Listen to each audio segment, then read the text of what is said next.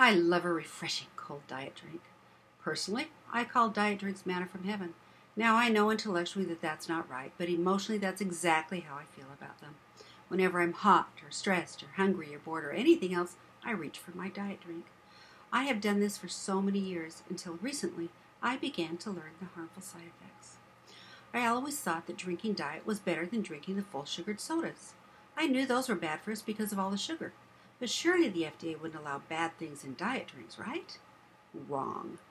Let me tell you some of the things that drinking diet sodas can do to us.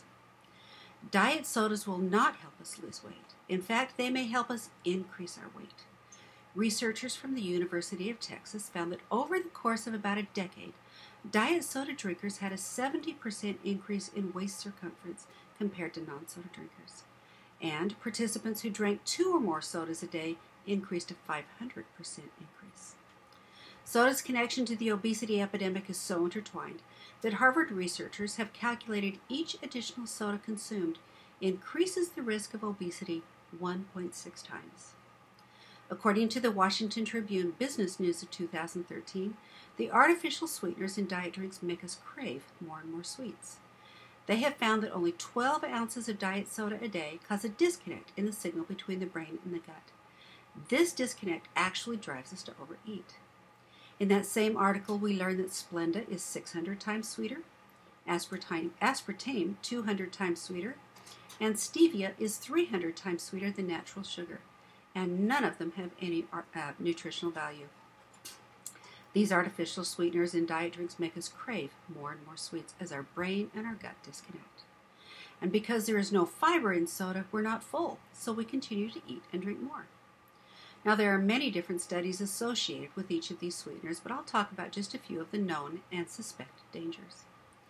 These dangers include increased abdominal obesity, like we talked about before, insulin resistance, high blood pressure, and an increase in type 2 diabetes.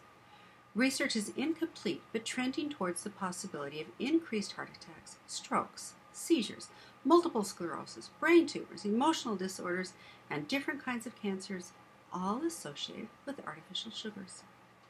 The Consumer Reports Food Safety and Sustainability Executive Director explains that the brown caramel coloring may contain a deadly carcinogen.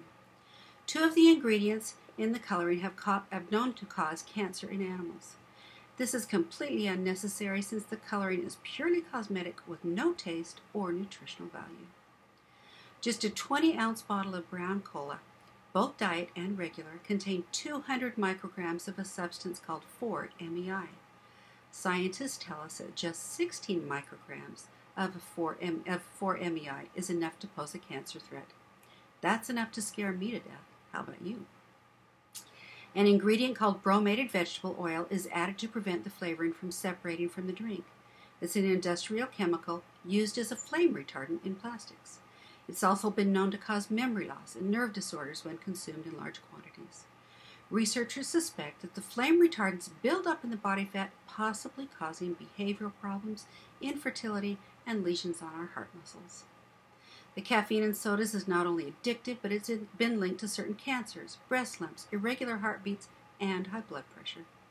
To make matters even worse, best-selling author, educator, and Emmy Award-winning science communicator Steve Spangler explains that the aluminum cans we drink from are lined with an epoxy resin with a name I cannot begin to pronounce, but it is abbreviated with BPA. This is used to keep the acid in the soda from reacting with the metal of the can. BPA is known to interfere with hormones and is linked to infertility, obesity, and reproductive cancers. Now, this is what happens inside our bodies when we drink sodas. As soon as the soda is swallowed, the pancreas rapidly begins to create insulin in response to the sugar. It doesn't matter if it's artificial sugar or natural sugar. Insulin is a hormone that the body uses to move the sugar from food or drink into the bloodstream, where cells are able to use that sugar for energy. Within just 20 minutes, blood sugar levels spike, and the liver responds to the insulin by turning sugar into fat for storage.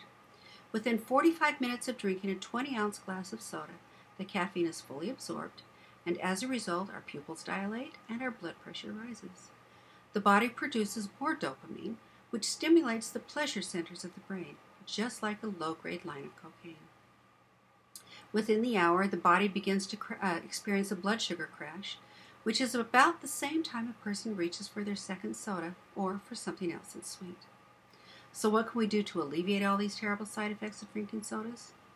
Well, the obvious choice is to stop drinking them, but that's easier said than done.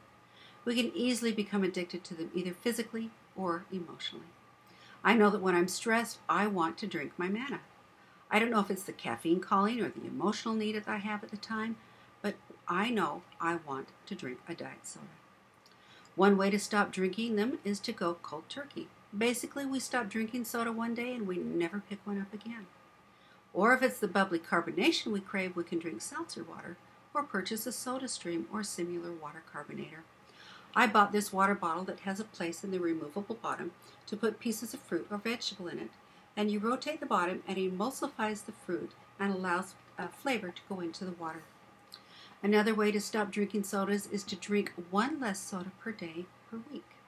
This helps us get over the physical and emotional effects of drinking diet sodas, and in time, we will be drinking only 1 or 2 cans per week, and then it's easier to stop altogether. Or we can drink a full glass of water before we drink our soda. If our thirst is not satisfied, then we can drink the soda. As we go on, we should lose our taste for soda and gain a taste for water. Now, even though soda is fun to drink, it tastes good, and it's addicting, we must stop drinking it, and that includes me. In order to live a healthier life and a longer life, avoiding artificial sugars is a must. Join me as we work together to become